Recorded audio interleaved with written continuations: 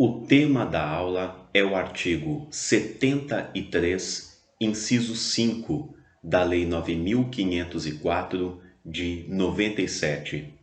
É a norma prevista na Lei das Eleições que determina proibições de nomeação, readaptação de vantagem, transferência de servidores públicos durante o período de 3 meses anteriores às eleições até a posse dos eleitos, admitidas algumas exceções. Vamos à leitura do artigo 73, inciso 5. São proibidas aos agentes públicos, servidores ou não, as seguintes condutas tendentes a afetar a igualdade de oportunidades entre candidatos nos pleitos eleitorais. Inciso 5. Nomear, contratar ou de qualquer forma admitir, demitir sem justa causa, suprimir ou readaptar vantagens ou por outros meios dificultar ou impedir o exercício funcional e ainda, ex officio, remover, transferir ou exonerar servidor público na circunscrição do pleito nos 3 meses que antecedem e até a posse dos eleitos, sob pena de nulidade de pleno direito. E aí vem as exceções. Vamos ler as exceções daqui a pouco. O que nos chama a atenção no artigo 73, inciso 5, são os verbos mencionados pelo legislador, que representam atos administrativos. Vejamos bem: nomear, contratar ou de qualquer forma admitir. A conclusão que logo se tira disso é que, nos 3 meses que antecedem as eleições até a posse dos eleitos, não será possível nomear, contratar, admitir servidor público. Servidor público não poderá ser contratado, admitido, não poderá ingressar no serviço público neste período, exceto quando falarmos de algumas ressalvas previstas no artigo 73, inciso 5. Mas a regra maior, a regra que prevalece é que nos 3 meses anteriores às eleições e até a posse dos eleitos, não pode haver nenhum ato de admissão na administração pública. Devemos considerar ainda, da leitura do artigo 73, inciso 5, a impossibilidade de demissão de servidor público, a não ser que seja mediante justa causa. Essa justa causa no serviço público ocorre após processo administrativo disciplinar, onde foi garantida ao servidor a ampla defesa e o contraditório. E ao final deste processo, ele recebeu como condenação a pena de demissão. Essa é a justa causa. Aqueles que são condenados em processo administrativo disciplinar, com justa causa, estes poderão ser demitidos durante o período vedado. Para aqueles que não há justa causa, essa demissão não é permitida. Veremos, evidentemente, que o serviço público, servidor efetivo, não pode ser demitido sem justa causa. Ele só é demitido se houver um processo administrativo disciplinar. Como veremos adiante, o legislador ressalvou os cargos em comissão. Estes, evidente, sabemos que admitem demissões.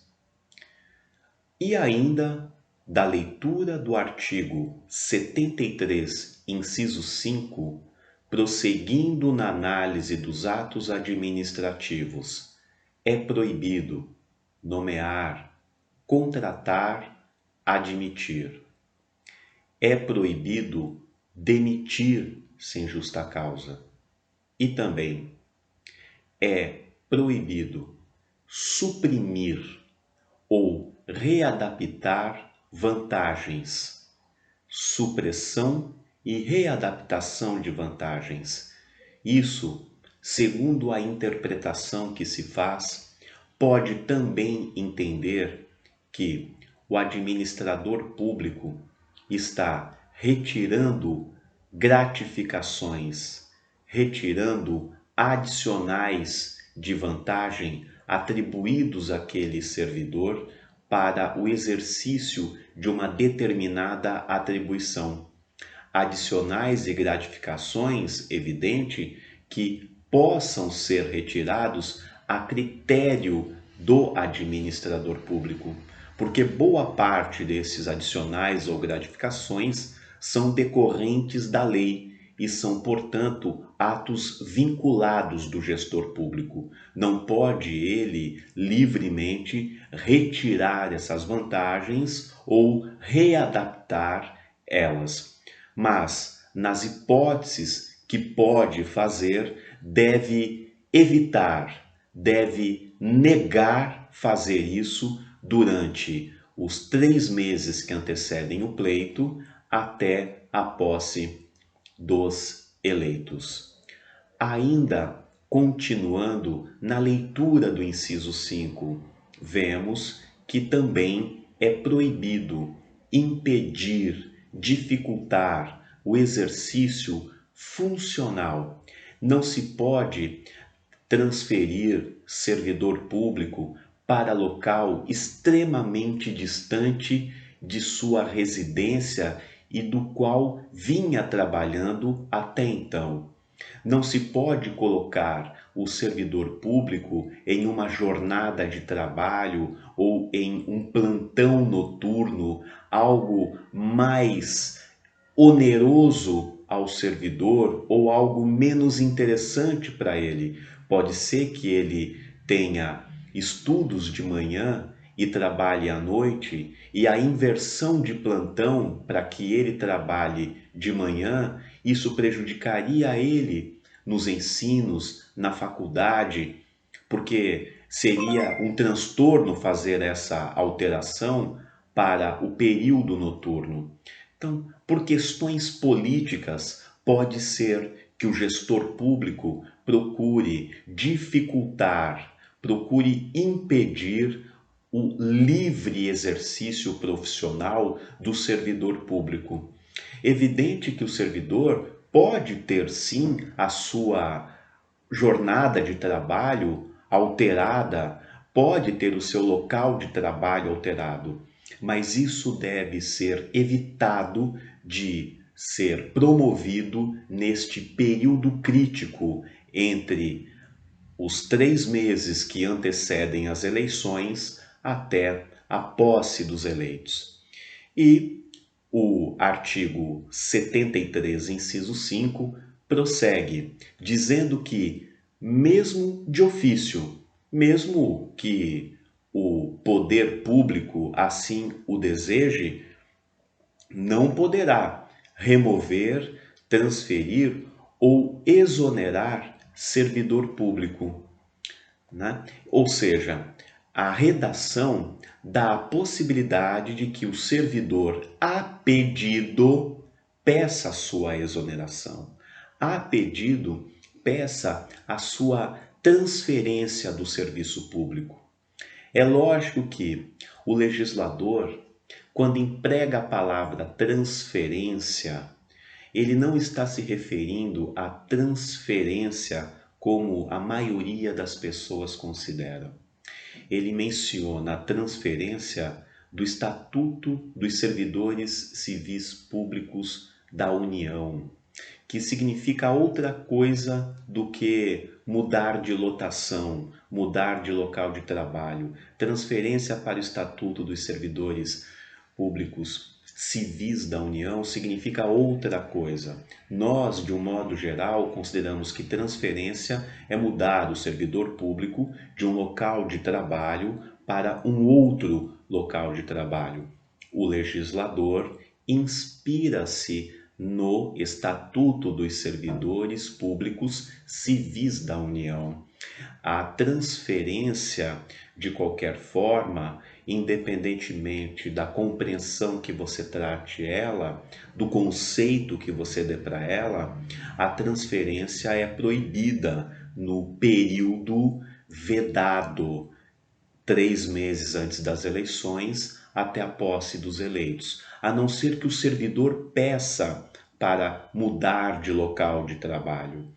Não se pode mudar o seu local de trabalho, não se pode exonerar um servidor que não seja a seu pedido. Ele pedindo isso por escrito, formalmente, aí é possível que esse ato seja praticado durante o período vedado. Ainda segundo o artigo 73, inciso 5, essa conduta ela apenas será proibida nos 3 meses anteriores ao pleito até a posse dos eleitos. Nas eleições municipais de 2020, este período começa, segundo o calendário eleitoral do Tribunal Superior Eleitoral, no dia 4 de julho de 2020 e termina no dia 31 de dezembro de 2020. É uma norma, portanto, de natureza temporária. Analisando o artigo 73, inciso 5, devemos, evidente, já passar imediatamente a análise das exceções previstas ali no inciso 5, nas alíneas A, B, C, D e E. Vamos à leitura. A nomeação ou exoneração de cargos em comissão e designação ou dispensa de funções de confiança. Nessa primeira hipótese, os cargos em comissão, seja nomeá-los ou seja exonerá-los, é permitido dentro deste período vedado, que vai desde 4 de julho a 31 de dezembro. Nomear ou exonerar cargos em comissão é possível neste período. Porém, é importante analisar o contexto da jurisprudência do Tribunal Superior Eleitoral. Pode ser que o agente político, durante esse período vedado, seja antes das eleições ou após as eleições, promova uma grande nomeação de cargos em comissão, exatamente para angariar votos dos novos servidores públicos e de seus parentes. Pode ser que também, como represália após as eleições e numa eventual derrota do candidato ou daquele quem ele apoia, pode ser que promova diversas exonerações. O excesso de nomeações e o excesso de exonerações neste período vedado de cargos em comissão pode ser que não seja um caracterizador da conduta vedada do artigo 73, inciso 5, mas certamente será o abuso do poder político, que também é reprimido pela jurisprudência do Tribunal Superior Eleitoral. O abuso do poder político poderá ensejar, além da cassação do registro ou do diploma, a inelegibilidade do candidato. Portanto, os cargos em comissão poderão ser nomeados ou exonerados durante o período vedado, assim como as funções de confiança. Os cargos em comissão, ocupados por aqueles que vêm de fora da administração, e as funções de confiança, ocupadas por servidores da própria administração.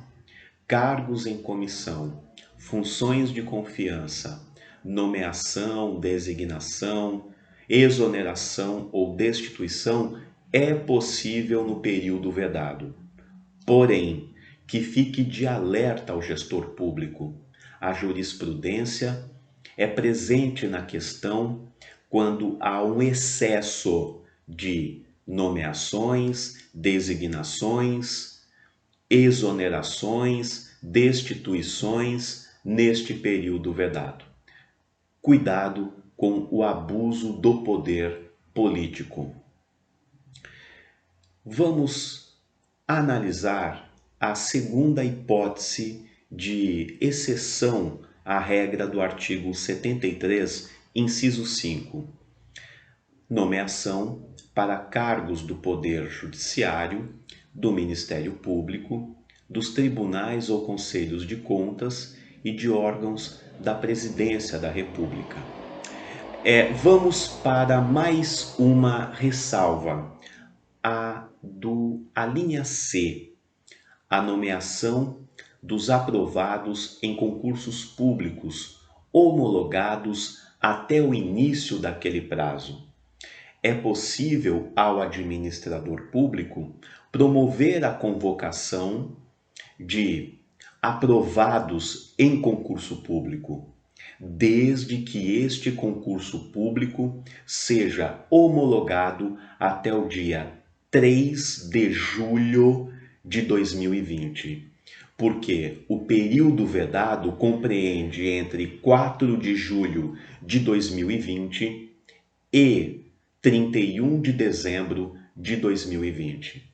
Portanto, até o dia 3 de julho de 2020, precisa o concurso público estar realizado e precisa o concurso público já estar homologado.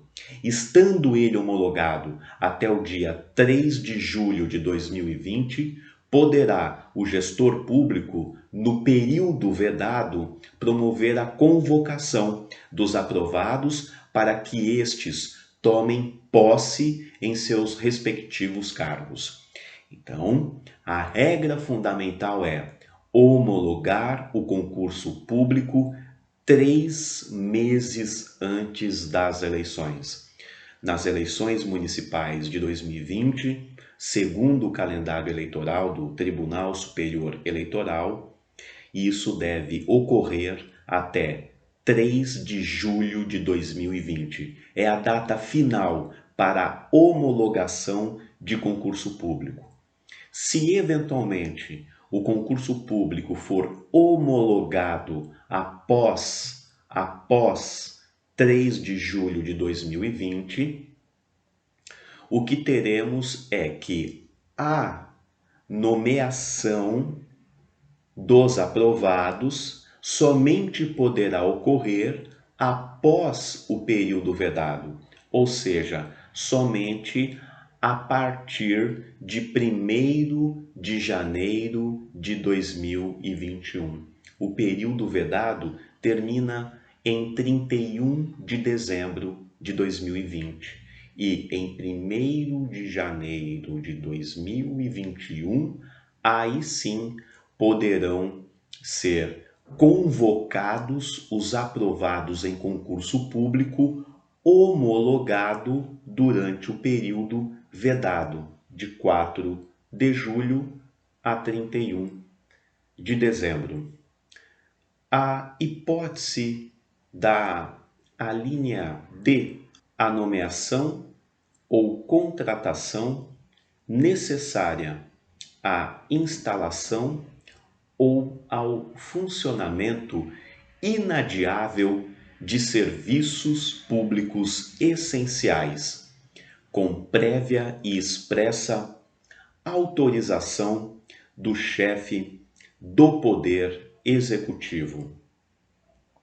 É importante aqui levar em consideração o núcleo dessa norma, segundo a doutrina e a jurisprudência, são os serviços públicos essenciais.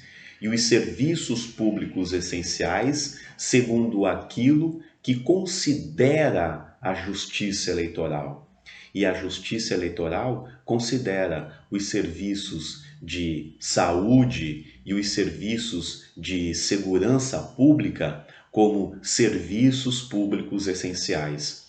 O Tribunal Superior Eleitoral já decidiu que a educação não é serviço público essencial, não é um serviço público inadiável. Entende, todavia, que a saúde, a segurança pública, essas sim são atividades, são sim serviços públicos essenciais. Vejamos bem, a linha D, a nomeação ou contratação necessária à instalação ou funcionamento inadiável de serviços públicos essenciais, com prévia e expressa autorização do chefe do Poder Executivo.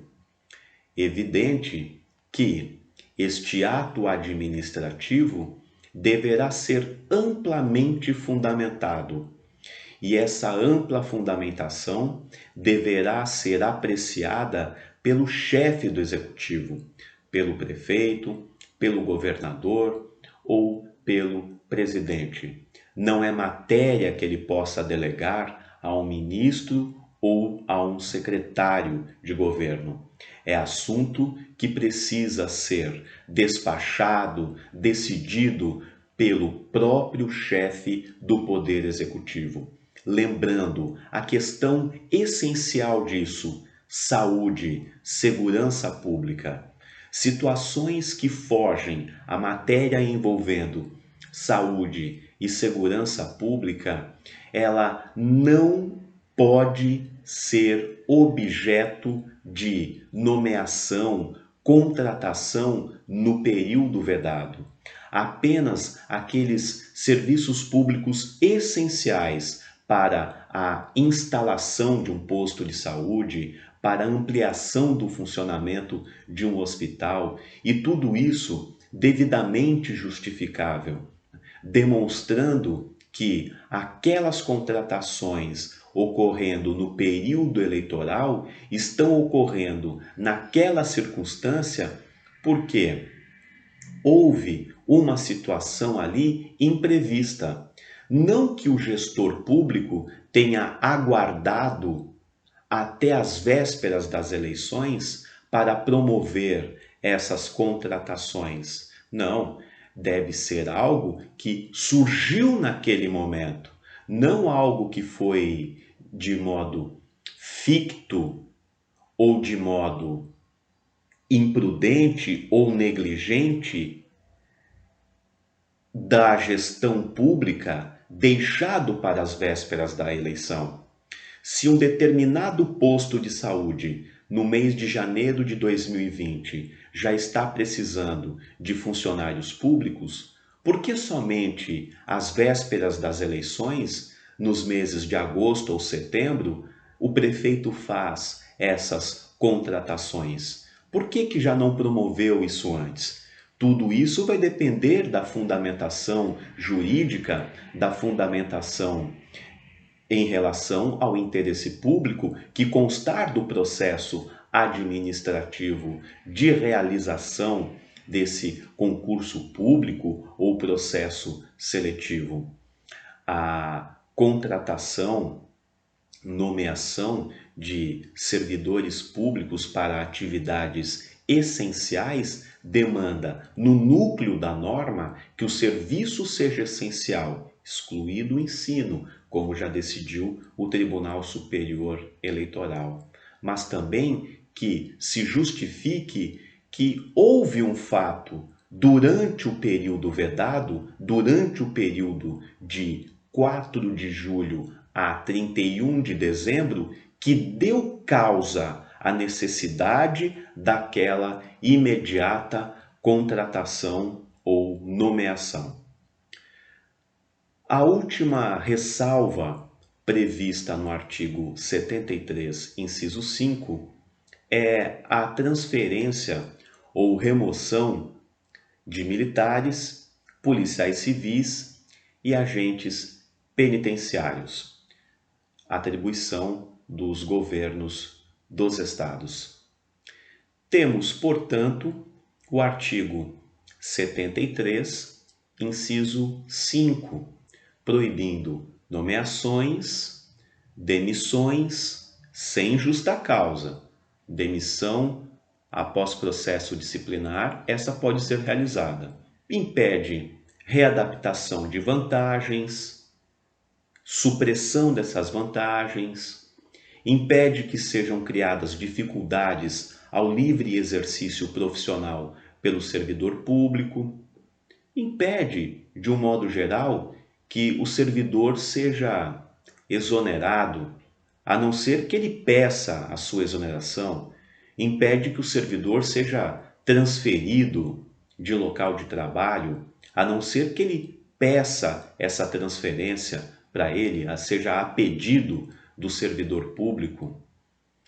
E o artigo 73, inciso 5, estabelece as ressalvas para as eleições de 2020, para as eleições municipais. O que interessa, evidente, são as alíneas A, são as alíneas C e D. A B e a E são de outras esferas de governo. A linha A, vemos que os cargos em comissão e as funções de confiança podem ser exonerados ou nomeados, evitando-se o excesso, o abuso do poder político. Temos também, na hipótese da linha C, concurso público homologado até 3 meses antes das eleições, é possível convocar os aprovados durante o período vedado. E temos na hipótese da linha D, quando forem serviços públicos essenciais, a possibilidade de nomeação, de contratação de servidores no período vedado.